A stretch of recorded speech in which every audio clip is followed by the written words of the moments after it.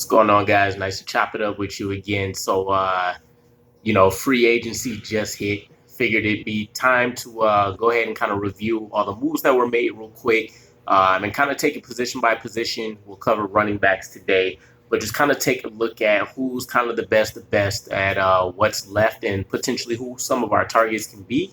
I know a lot of people wanted the big names, the Chris Godwins, the Mike Gesicki's, Dalton Schultz of the worlds that should have been available. But in all honesty, I think we got a little too hyped up, got a bit ahead of ourselves. In all honesty, even with teams being in cap hell, it only makes sense to recover, some of your prime best players in any way possible. So even if that's squeezing out the last final year, generally speaking, we only see people not use the franchise tag or use it, and maybe things don't pan out.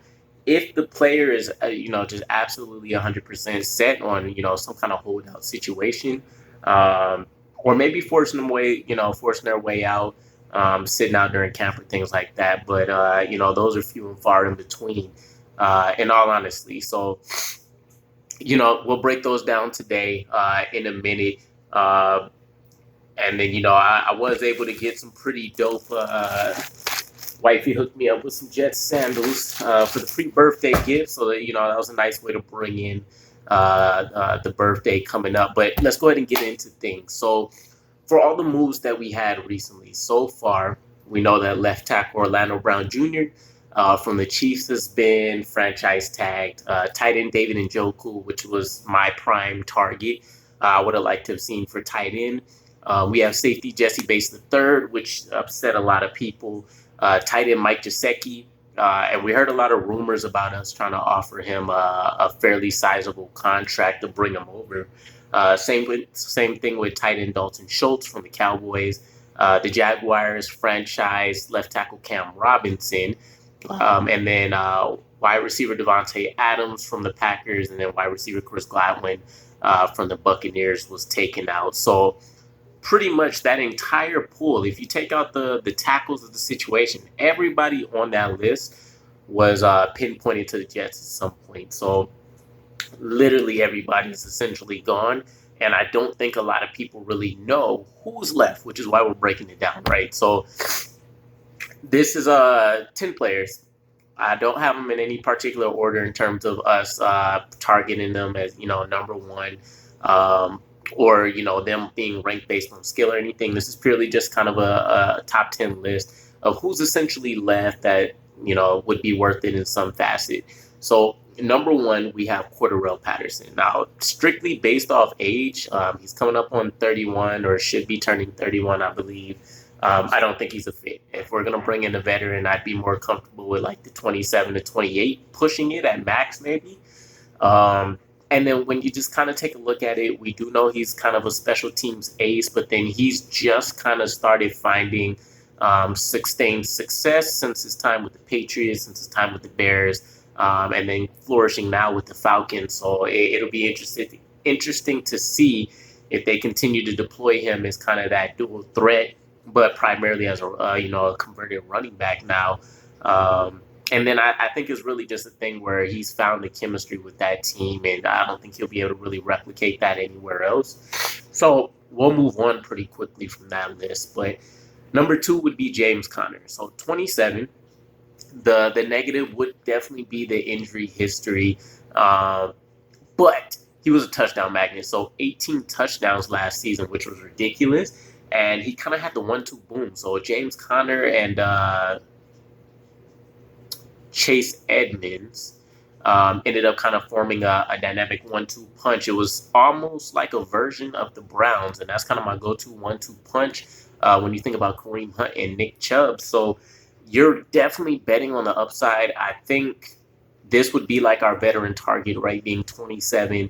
The only thing I would say is we know there's going to be a rotation, which is essentially what they play. They almost split the snaps evenly. But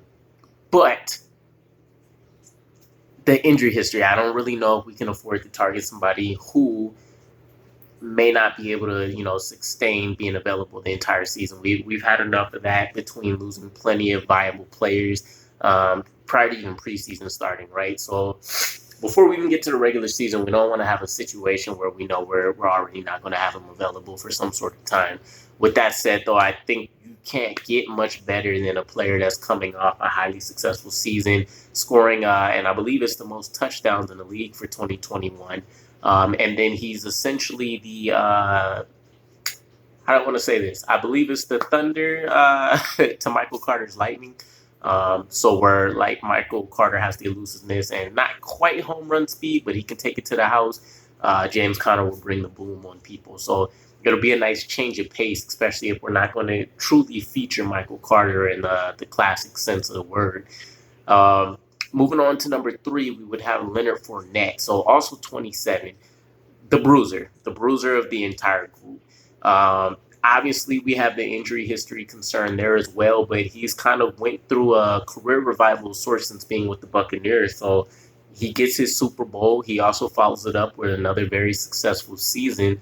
And I do see them actually parting ways. I don't think we'll see him get slapped with anything crazy, especially since they already gave it to Chris Godwin and teams only have the one. But it'll be interesting to kind of see where he ends up. It's got to be some kind of contender, right? Maybe somebody like the Chiefs or something that also kind of needs that change of pace back. But he's somebody that potentially showed that he can be featured moving forward, at least for probably the next year, 2-3 years down the road. And then he only needs to be spelled here and there. Also, he was able to contribute significantly enough in the receiving department, which was something that would have been a little bit unexpected just based on previous history with the Jaguars. So it's nice to see that his career is somewhat back on track as a promising, number round one corner running back, that was coming out of the league back then. But something to keep in mind, I guess, with this entire list as we go through it, you'll probably hear injury history quite a bit, right? Running backs get banged up left and right, which is probably why they get devalued so often. And, the stigmas that you can find as starting running back, quality players for a rotation scheme, or even finding some feature running backs much later in the draft and, not investing significant resources, etc. I do think, side note, NFLPA might want to discuss trying to differentiate what a running back's contract looks like from the rest of the positions, just because we know the wear and tear for them is much different than any other position. So they might want to take a look at maybe being one of the offsets where somehow they get an opportunity to get fully guaranteed contracts. But nonetheless, let's move further into the list. The next realistic viable target would be the other half to the duo of James Conner, which would be Chase Edmonds. Now, he's younger at 25. He's a little bit more of a dual threat as well, where James Conner did have a little bit of success in the receiving department. Chase Edmonds was essentially kind of the go-to there. And just an all-around solid rotation back. So James Conner kind of led the way down the stretch. I would say Chase Edmonds was maybe more of what you would think as the change of pace back, even though this reps were split evenly. You just kind of had to feel in Arizona that James Conner had the hot hand, and Chase Edmonds was just able to kind of break off some plays here or there. So we're talking about a young-ish player. He should be able to provide some quality support. Maybe quite not as a number 2 in the offense, but maybe he comes in as like somewhat of the, let's say, backup third down back. I don't want to even say primary because I think maybe Michael Carter can still develop into that, or we'll see if we pick up somebody in the draft maybe that can be featured in that role early on. But that would be a player we can kind of look to as, getting a handful of snaps every game, but maybe primarily being seen on third down plays where it's third and shortish, maybe third and medium even, and, maybe we can just toss him something out of the backfield, or he'll break off a big play here and there. Number 5 was going to be Rashad Penny. So this was one of my favorite players. Even when he got drafted, I did think it was a little high for him in round 1. Potentially, I thought maybe the middle of round 2 is where he would have went. But Rashad Penny, outside of the injury history, this is the classic boom or bust products type player, I would say. Now, this is the best season by far he's had since he's come into the league. Everything else has been pretty porous for the most part, so it's a little bit of a stretch to say boom or bust potential. But when you take a look at all the tools that he had coming into the league, all the injuries, and then him being able to come back and still produce a season like this, he might have some stuff in the tank still. Now, for me personally, I kind of have to balance, the injury history versus, because they've had the injury history, they don't necessarily have so much wear and tear on the body. So that's always an interesting debate that I figured, I would love to hear in a war room somewhere in the NFL. But he's only 26, so there's still a lot of time for him to kind of go through the Leonard Fournette path and maybe find a career revival somewhere. Would it be with us? I doubt it. If there was going to be a specific player, I probably am still saying would be the number one target for us on the list. It's probably going to be a James Conner, a little bit more of a veteran, and then based on how he's produced, purely based off production, that he's a power. So essentially, completely the opposite of what we currently have on the roster, and that he's made his bread and butter in those, third and short, fourth and short style situations. It's a little bit of kind of like the perfect marriage for us. So we'll see. We'll have to see how he does in our scheme, the Y zone running. But either way, you can find situations to place them in where they should still be able to excel. So even if it's not from a yardage perspective, capturing those touchdowns is just as great, if not better. So either way, let's move into the sixth player on the list. We have Sony Mitchell or Sony Michelle, either way, but he's 27. More of your physical style runner, so somebody to pair with, the James Conner, the Leonard Fournettes. He was essentially vital to the Rams' success. I know he got a lot of slack for not necessarily being able to pop in the Patriots' offense. That realistically, based on his skill set, should have lent himself to a lot of success there. So it's interesting to see that more of the late round running backs that the Patriots have picked up in recent memory have found success, whereas the fully tooled, kind of top notch style running backs haven't necessarily fared as well. But either way, vital to the Rams' success down the stretch, not only towards the end of the season, but also in the playoffs.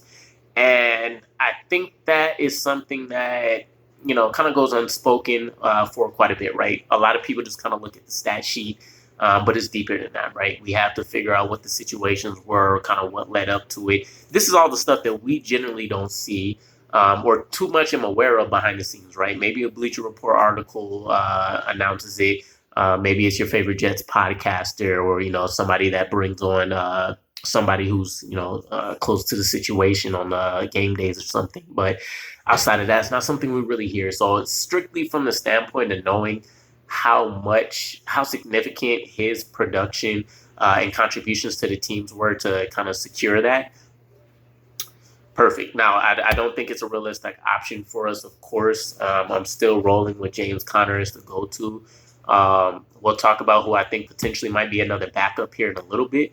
J.D. McKissick, 28, would love to have him, but again, I just don't think it'll be really realistic for us. It just kind of seems like he's lacking something, right?